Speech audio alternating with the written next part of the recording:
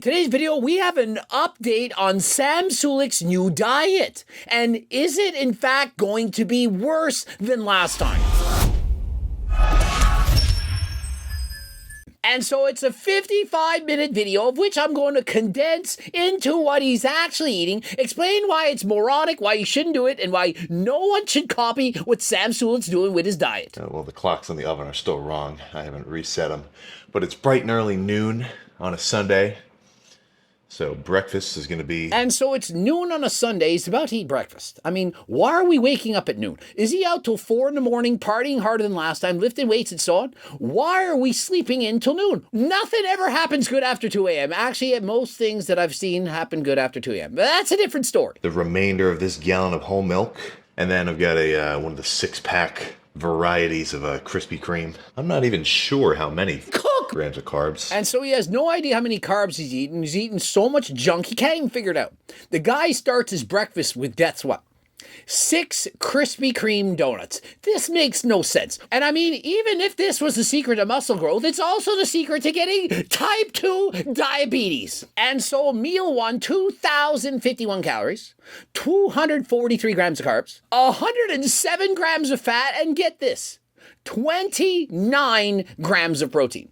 Sam Sulek is close to 250 pounds, and for meal 1, which is at noon after doing who knows what the night before, he decides to consume 29 grams of muscle-building protein out of a diet of over 2,000 calories. That's more food than many people eat an entire day he's consuming for breakfast with only 29 grams of protein. How on earth could this make any sense? How could he possibly build 250 pounds of muscle with only 29 grams of protein? To build muscle, you in fact need protein, and 29 grams is certainly not enough. But once I finish this, I'm going to take a little Pure Calf hostile caffeine capsule.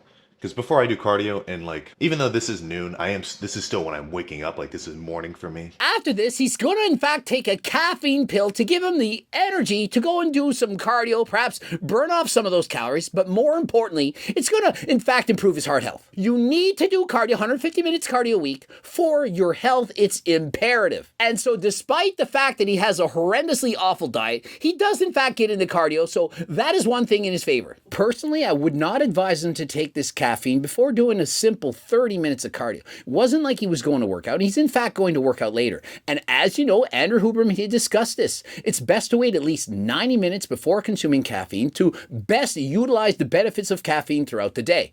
And what I personally do is save my caffeine. I consume it before my workout, the training session, so that I can leverage the benefits of caffeine to optimize my workout. And so if I were Sam, lay off the caffeine pill, save it for when you're going to the gym to train harder than last time, and do your cardio zone 2 at a regular pace. You don't need a pick-me-up to go and do easy cardio in the gym. Also, you may not even realize this, but caffeine has an appetite-reducing effect, and so it actually decreases your appetite, which is great if you're on a diet, hence why it's in many diet pills. But if you're dieting, trying to get more calories than last time, it's going to increase its difficulty. So I think I got there, I don't even know, maybe 1 or so.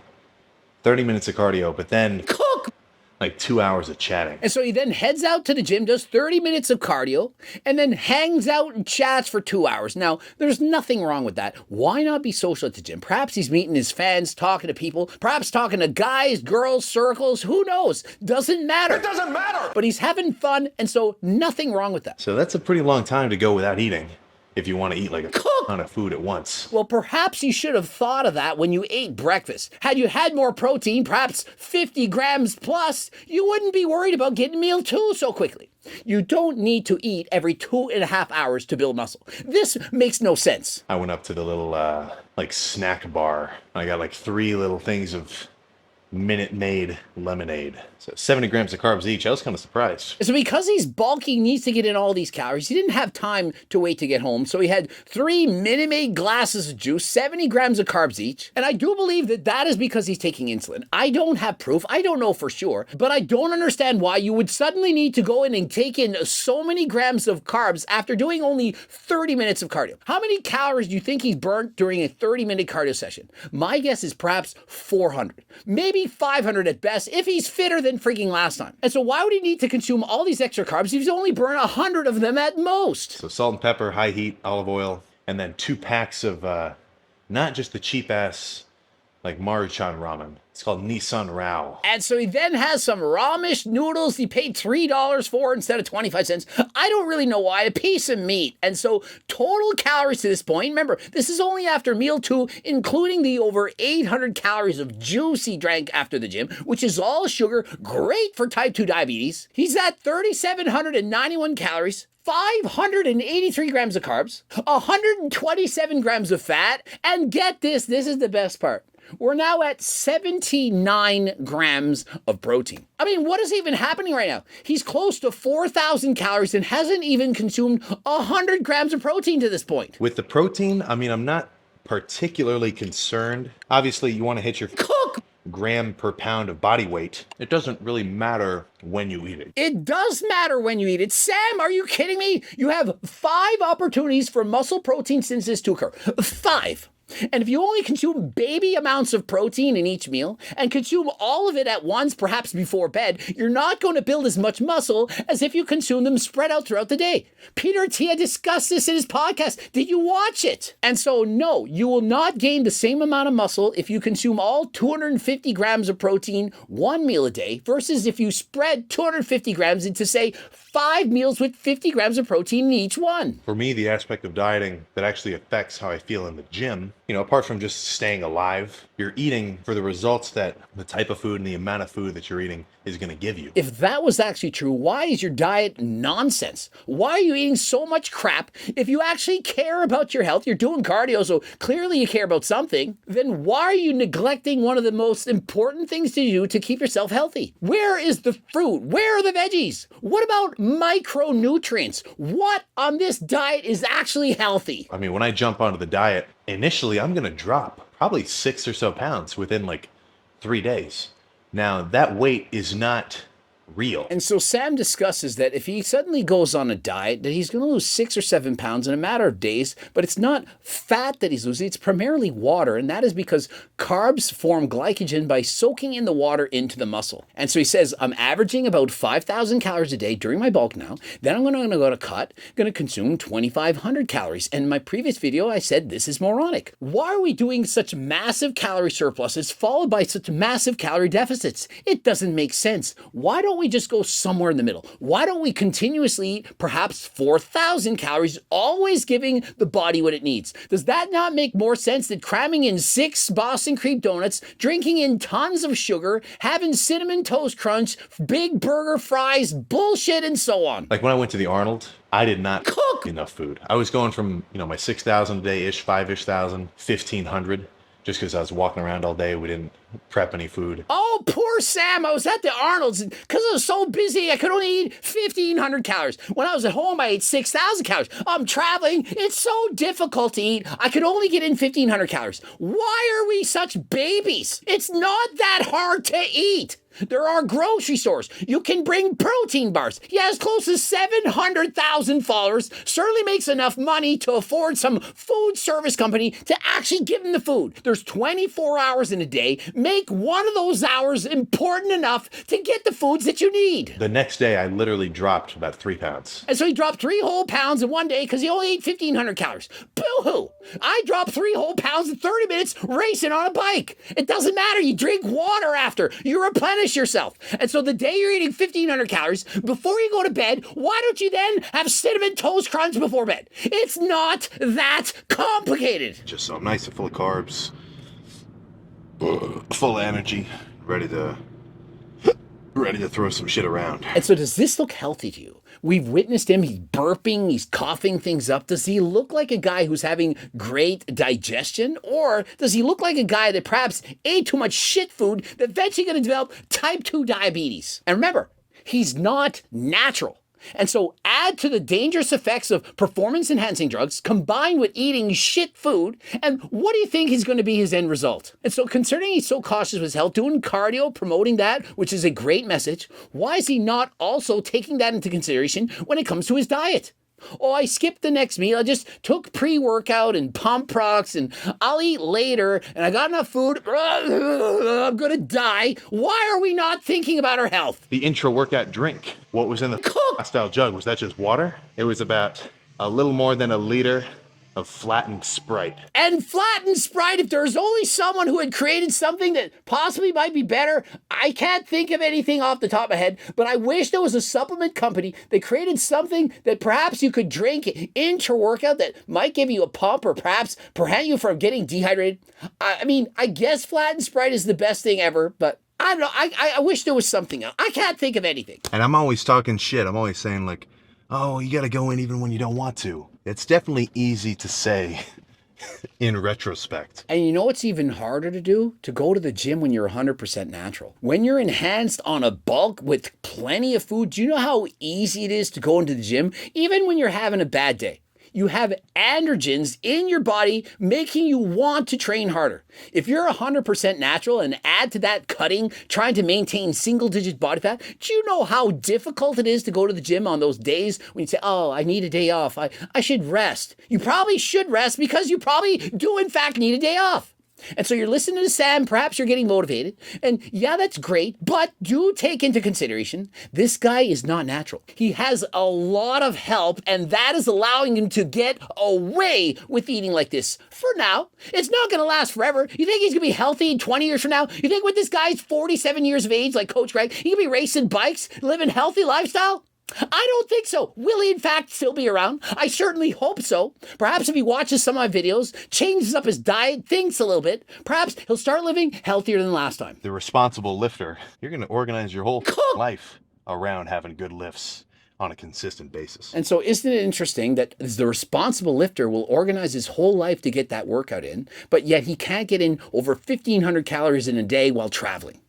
The responsible lifter will also eat responsibly and be proactive with his health. Let's look right here. We got how much food we've eaten so far, including this 100 grams of cluster dextrin and 2 scoops of some hostile chocolate whey. And so we're now into the evening, and after working out, we're at close to 4,800 calories and a whooping 129 grams of protein. And so why are the proteins so low? He even states 1 gram of protein per pound of body weight. And so why are we only halfway there? Why are we taking so much time to get in the appropriate grams of protein? And on the flip side, 800 grams of carbs. Do we really need 800 grams of carbs? It's a lot. There's no way he's burning off all these calories. And so to me, this simply does not make sense. Post-workout, the carbs are really what I'm after. The protein is just because as a lifter, you got to get your protein in throughout the day. I don't think this to be true. I believe that protein to be more important than the carbs. And if you consume too much protein, guess what? The protein energy that you use can be in fact used to fuel your workouts. If you took in too much protein, the protein can be used as energy. It doesn't just disappear and go off into thin air. And so I certainly think he would build more muscle if his protein intake were higher. And perhaps if he wanted to, he could just reduce the carbs a little bit. Honestly, I'm kind of just going for calories, I'm not so crazy that you would just drink some olive oil for calories. That's nonsense. You know what I'll do? I'll have flat Sprite, donuts, Krispy Kremes, have a bunch of junk food, but I would never take a sip of olive oil. I've done it before, and I get a pump. And so does this look like the behavior of somebody who's following a healthy diet? Big protein shake for the end of the night, blueberry bagel with a shit ton of cream cheese on it. This ended up being like a go-to breakfast for me back when I was in high school. I wasn't really bulking, I was kind of just main gaining. And so why not just continue that? Did that not seem to be healthy? Did it not work out for you? Does it really make more sense to follow Sam's diet after you watch this video? You've seen what's happening, you've seen the indigestion, you've seen what's been going on, and so let me know. Do you think it's more healthy to do what Sam Sulek is doing, bulking and cutting dramatically, or would it be smarter to maintain and to be healthy? Clearly, you've seen the whole day's diet was not conventional, but, in my mind, I'm trying to hit my macros. And so no, it's not actually perfect. No matter how you hit your macros, it's okay for you. When Jeff Nippard first started a channel, Ice Cream for PRs, he felt like all you have to do is hit the macros. That's all that's important. It's the opposite. It does not matter about consuming all these macros. If I've only got 2,500 calories throughout the day, I'm not going to eat anything this calorie dense. I'm going to be eating like turkey sandwiches with just mustard, some lettuce, and then keto bread, so it's low carb. And so I do believe Sam is a little new to the game. Perhaps he's never heard of Coach Greg and the cookbook, Anabolic Cookbook 3.0. He could get the cookbook. He could eat all of these meals year round and enjoy his diet. Does that now make more sense? He's talking about eating all these boring foods on a 2,500 calories. Then he's bulking up all eating shit food versus just eating healthy throughout his life. And so if you're interested in the cookbook, don't forget to click that link and go over to my website. You can get all these supplements, the books, and so on. Code Greg, 10% off. Vitamins, I just take at night. Honestly, all you need is a multivitamin. That should pretty much hit everything. Apparently, all you need is a multivitamin. It's got everything you need. You don't need to consume fruit and vegetables. You can eat a shit diet if it fits your macros, and you're just as healthy as those people who are consuming antioxidants and blueberries, fruits, vegetables, and so on. And so eat what you want, however you get in your calories in a day. It's all that matters. I disagree, and I hope you do too. And so total calories of the day, just over 5,800 with 208 grams of protein. And I do believe that that is, yes, enough protein, because when you consume a lot of calories, carbs and fats and so on, it has a protein sparing effect. The actual protein is used to build muscle. It's not wasted. And please don't forget, he is not natural. You cannot get away with what he's doing, and I don't even believe that he can get away with what he's doing. We will, of course, find out in the future how he's doing with his health, but for me, the future does not look bright. I'll definitely have to do one just to show the contrast between the bulk diet and like the actual, fat loss, calorie deficit diet. And so he has no plans of doing a future bulk diet, but he says once he goes on his cut, he's going to show his cutting diet to show just how extreme the difference is versus cutting and bulking. In comparison, someone like Coach Greg, well, I eat pretty much the same way year round. If I were dieting for a competition, perhaps I'd eat a few less calories, maybe 500, but it doesn't have to be a dramatic difference. Follow a diet that you not only like, but that you love. And obviously with the cookbooks and so on, as you see in the back, this makes it so much easier. Please go and check the cookbook out. And if you need to know how to diet, the Circle Diet book, I highly recommend it. Very easy reading, might take you 6 hours. You certainly will know more than 99% of people if you read this book about how to diet,